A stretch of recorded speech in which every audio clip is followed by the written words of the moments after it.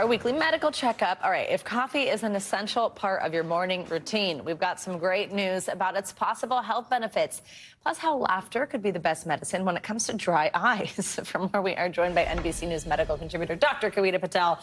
I'm loving this because I've got dry eyes and I love me some coffee. Obviously, on the schedule, it's a necessity. So the thing about coffee, though, is I feel like there's always a new study coming out, either with something super great or conversely something super bad. You always hear about people saying, oh, I'm cutting out coffee, as if it's like cutting out sugar or something. Right. So what did this new study from Chinese researchers tell us? All right, so these are researchers who looked at hundreds of thousands of people. These are people who drink nothing, no tea, no coffee, people who drink moderate amounts of tea or coffee. And what's a moderate amount? About 2 to 3 cups, 200 to 300 milligrams a day.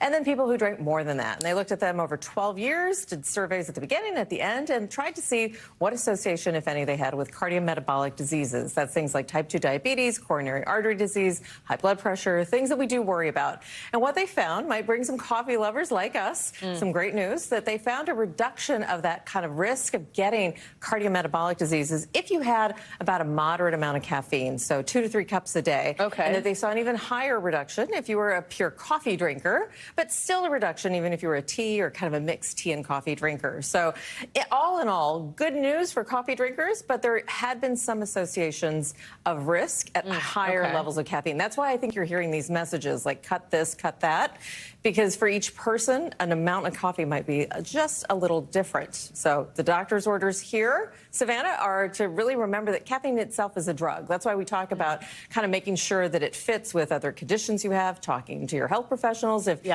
feel like you don't respond well. That way. I think that's why you can just think of caffeine as anything else, like sugar, all of these things that can result in higher or even maybe lower risk, depending on how much you have. And I think moderation can be key with caffeine. Thanks for watching. Stay updated about breaking news and top stories on the NBC News app or follow us on social media.